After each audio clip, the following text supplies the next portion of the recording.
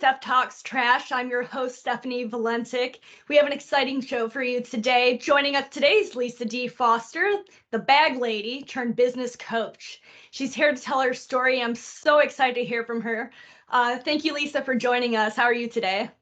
You're welcome. I'm so excited to be here with you. I'm doing great. How are you? I'm doing fantastic. Awesome. So, so you began your career as a teacher at Harvard Westlake School in Los Angeles. We're going to cover a lot today about reuse and plastic bags, but I wanted to start here first to get an idea of how you went from high school English teacher to entrepreneur, business owner, and advocate.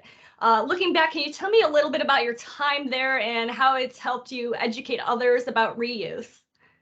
Yeah, I started my career as a teacher. I taught for over a decade, and I loved my job. I just loved being with bright kids every day and talking about books. Like it just was great. And my husband had a project in Australia. So I was kind of forced to take a leave of absence. He was going to be there for 6 months. We pulled our kids out of school. We really wanted to keep our family at home. And, we always say family first, and sometimes um, you really have to take action on that. And that's what I did. I did get my job back eventually, but when I took my leave, they said, if there's a job when you come back, you can apply. So I kind of felt like I was fired, to be honest. Um, so I ended up in Australia with I just wasn't sure. I was in limbo. I couldn't work there because I didn't have a work visa. And I was like just really open. And that's where I discovered reusable bags. The first day when I went to the grocery store, I heard the question that would change my life. And we came up to the register with all of our things. And the cashier said, "Would you like a bag?" And it completely threw me because of course I wanted a bag. How was I going to get that home? And I was jet lagged. And I at first I just felt like I just wanted to be sharp with her. But then I really wanted to be like a good mom. And I really wanted to be like a good stay at home mom in Australia, which is what I was going to do for 6 months. I had no idea what I was going to do after that. Um, and I thought, well, what am I expected to say? Like, it just really made me think about those really basic expectations that are really the foundation of culture, that question. And I looked around, and the woman in front of me had her own stack of bags, and she was using them, and the woman behind me had an armful of them. And I realized I was supposed to say, oh, no thanks, I have my own, but I didn't.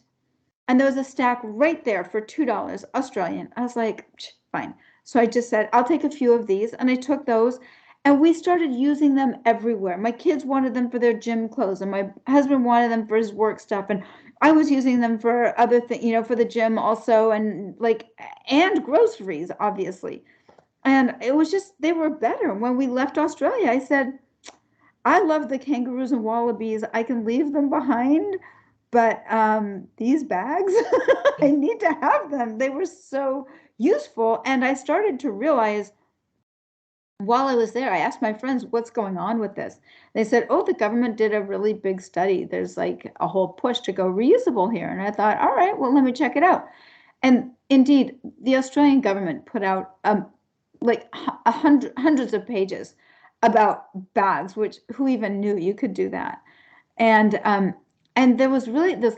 What really grabbed me was the life cycle analysis, right? And to start thinking about the things we use on a life cycle thing, like, okay, we use something for 10 minutes. Where does it go after that? Right? I hadn't really even thought about that, and I had the space in my life to really think about it. And where bags were going, I was pretty unhappy about. A third of them escape our efforts to collect them into trash. You know this. Mm-hmm. And they get out into the environment, they break up into smaller and smaller pieces. Eventually, they're all entering our oceans. And currently, I don't know if you talk about this with your listeners or not, but currently the statistics indicate that we're putting about a dump truck worth of plastic into the ocean every minute. It's millions. It's just an incredible amount of waste going into our oceans. And if we don't, the rate of plastic use is expected to triple in the next, I don't know, 20 or 30 years. And so the waste that is not collected is also going to triple. And if we don't do something about it, we already expect that there will be more plastic than fish in the ocean by 2050. And when I knew the facts, I was like, oh, wait a minute. I just thought about it and I said, I really don't need that many bags, you know, I really don't, if that's what's going to happen to them. And it just changed my mind and how I think about the things that I buy and their life cycle and where they're going to go when I'm done with them, because they go somewhere. Even though just because you throw them away, they don't really go away. There's no away. There's just here. Yeah, And and even, you know, from a recycling standpoint, plastics can only be recycled a finite number of times. So you're looking at an issue that needs to be tackled, you know, from the packaging level down to the consumer level so that we can, you know, kind of get ahead of this issue. 100%, 100%. And statistics, at least currently, it's something like less than 10%, maybe even less than 5% of plastics are recycled. And many of them that say they're recyclable are not really recyclable. And I think the plastic industry is beginning to wake up to their social responsibility, which is really encouraging because I don't see that we're going to get plastic out of our lives. It's so embedded. Like you couldn't have an electric car without plastic. You know, it's like so many yogurt.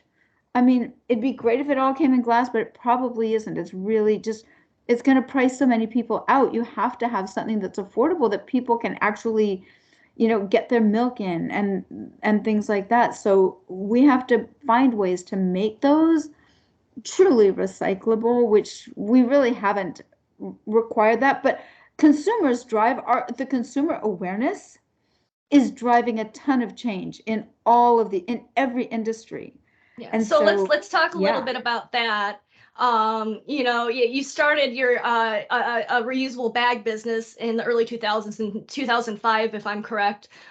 So how did you kind of, you know, put forth all of this knowledge that you gained from your, you know, experience in Australia and your research, and how did you put it into actually building a business where it combined, you know, the manufacturing of a reusable bag with the consumer education that you needed to change those lifestyles? Yeah, that's what I realized is that consumers need to be educated. But look, I was an educator by trade, right?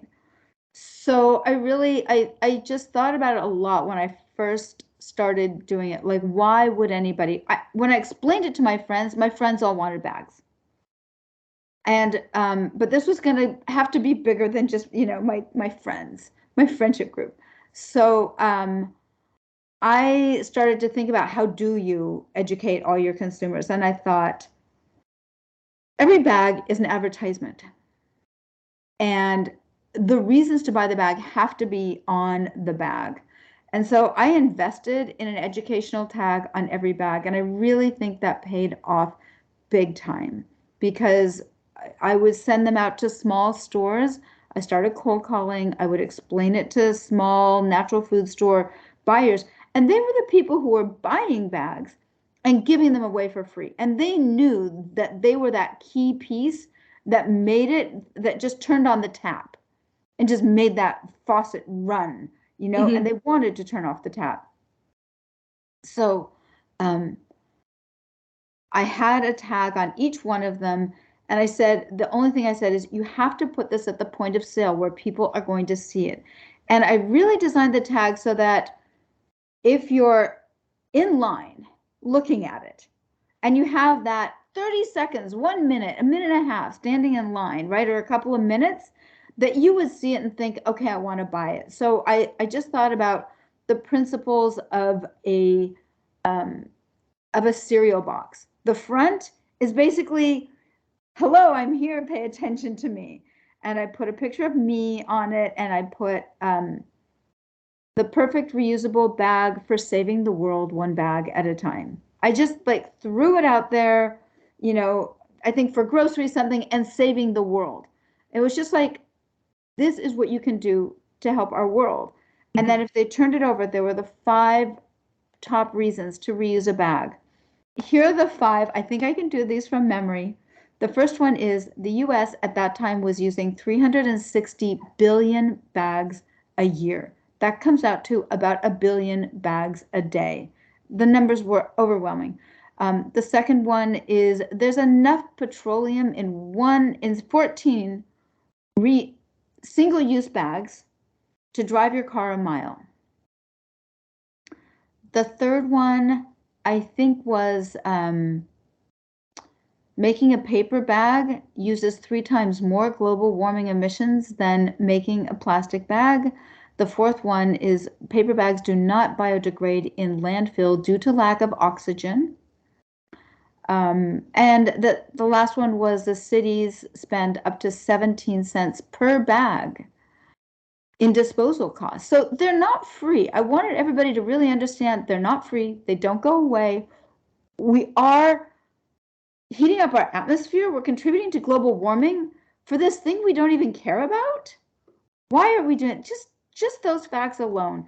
And I think that it just made people aware enough. And when I hit a hockey stick curve, the first year I got my job back, so I started cold calling on this back staircase behind the English department building. And I sold 250,000 bags that first year. On the second year, I quit my job and I sold 2 million bags the next year and 8 million bags the next year.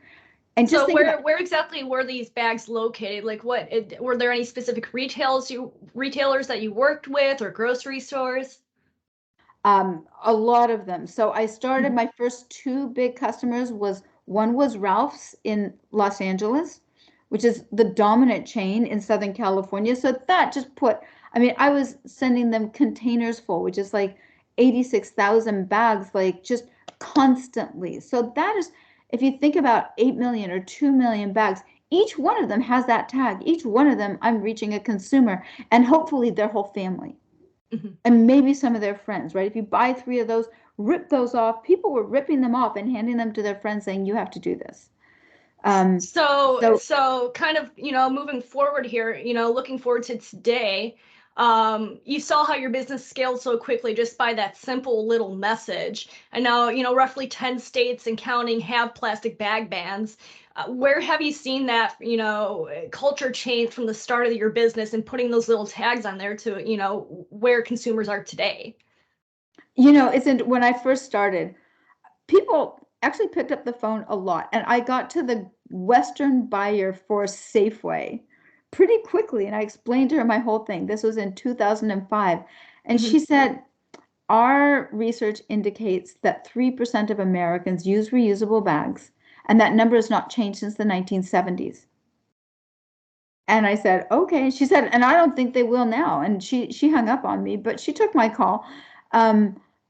But I will tell you, when I sold my company in 2017, 60% of Americans were using reusable bags. So that's a huge culture shift. It doesn't mean we don't have far to go. We still have 40% or 30 or 40% of people in America who still need to get on board, I think, a little bit with what our future is and protecting protecting the future from, those things that we don't really even care about, which is the packaging.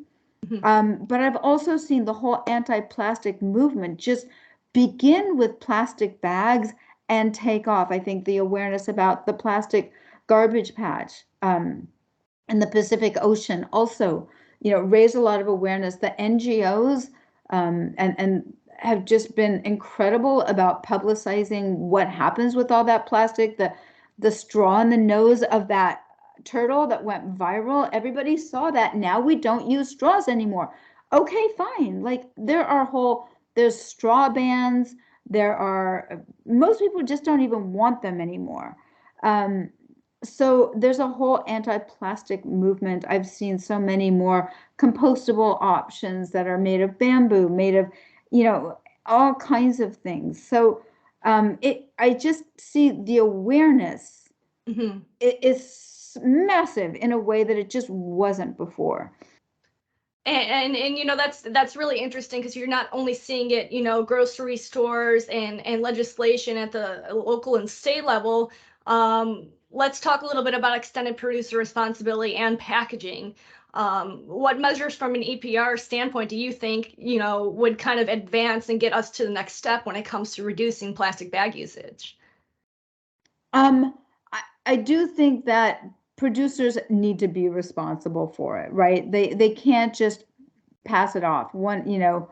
one of the things that the plastic bag industry said when we tried to ban bags in California was that, oh, we don't have a bag problem, we have a litter problem, you know? And so the state of LA, the state of California, the city of LA challenged them to mount a litter campaign.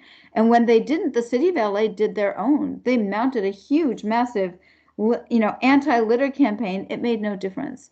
So, it really is about reducing that usage and understanding where we are. I'm really hopeful that, really the generations coming up, I like to call them reusable natives. Like, you guys don't remember going to a store when there weren't reusable bags a lot of times, right? So there's a whole generation of people who don't. But it has to happen on the producer's side. Plastic has to change to be more recyclable, compostable. Right now, they laminate a lot of things. As soon as you laminate something, you've got paper with a plastic lamination. It's not recyclable as paper. It's not recyclable as plastic. It's not recyclable as anything. So we have to really think about what our packaging is like. But I see a lot of evidence that this is happening. I know California just put in a law for extended producer packaging. It will phase out single-use plastic in the next 10 years everywhere. And they're making the plastic manufacturers responsible for the recycling and composting. And if they're the ones who have to recycle it and have to compost it, they're going to make products that make their life easier. So I think that's kind of a model for where we need to go next. It's really, I'm not going to say it's all on the producers, and I'm not going to say it's all on the consumer. Consumer sentiment against these one-use plastics is going to drive legislation, is going to drive changes at the business level, is going to drive changes at the industrial level. So that's where it has to begin. But I think legislation is so helpful. Getting industries who are a little leery of this process and who feel it's just a threat, to get them to see, hey, you could actually do better as a company. Imagine if you got your stock for free, right? You're getting the plastic back. We're going to give it to you, right? You don't have to pay for it. Clean it up, recycle it. Like, it's really, if you could just see it as an opportunity, I think that the plastic industry could be the kind of industry we all want to support in the future, and that's what I'm hoping will happen. Do you see a future? Where do you see the U.S. headed in terms of, reducing single-use plastics and these goals that these companies are putting out? Where do you see kind of a tipping point for reducing plastic significantly, where it really is just a cultural impact? I mean, I think we're halfway there. Like I said, the reusable bags, we can see from where we are now how far we have to go. And we do. We have more to go. But when I was here in 2005 saying we have to do reusable bags, I wanted to work for somebody who was doing it, because I was an English teacher. What did I know? I knew nothing about business. And I spent 2 months looking for someone who was selling reusable bags at that time, and there were zero. Nobody was doing reusable bags at the time. So I think, in a way, in part, we have to clap ourselves on the back a little bit for where we are. I don't think there's a grocery store in the US that doesn't sell reusable bags. And I would say most people have like 7 of these bags in their car, just from freebies and whatever they've gotten over the years, right? We have 7 or 10 of them. We're ready. We have them. So we have really come a long way. And I think we've reached a lot of tipping point. I think it's just the matter of like that last bit. One friend of mine wrote a book called Reducing Waste, the 80-20 Way. I think that's what it's called, or Zero Waste, the 80-20 Way. And her whole idea was that if we got rid of 80% of our plastic and our trash, we're doing a huge amount. The last 20 is really hard. But we can all reduce our waste 80%. So if we could get to 80, we were at 60. I don't think it'd be that hard to get to 80% of people using their reusable bags most of the time. And look, if you forget them a few times, it's okay. You're still doing better than you were 10 years ago or 20 years ago if you were shopping in those days. So we have to give ourselves credit for what we've done and still push forward and say, yeah, of course, there's more we can do. So let's do it. But be motivated by how far we have come too, and recognize that and keep pushing. Well, thank you, Lisa, so much for joining me today. We unpacked a lot of information. If our viewers have more questions, how can they reach you? Well, I would say if you're interested in this, get my book, right? I've just published a book this year called Bag Lady, How I Started a Business and for a Greener World and Changed the Way America Shops. Here's a copy of it. Grab it on Amazon. If you have questions, it is like an easy download. I think it's on sale today on Amazon for $16. I saw it yesterday. I hope it still is today. It's just a great read, and you can learn so much about how to get inspired to do your own thing, whatever it is, if it's plastic bags or whatever it is that drives you, how to start something and make an impact and make a difference in our world. And how to get in touch with me there, or go to my website, Lisa D. Foster Coach, lisadfostercoach.com is where to find me. Well, thank you once again, Lisa, for all of the great information you provided to me. And thanks everybody for watching. If you're interested in learning more about plastics or EPR, or anything that we learned today, feel free to visit waste360.com. We got plenty of information there for you and more episodes of Stef Talks Trash. And remember, don't be trashy.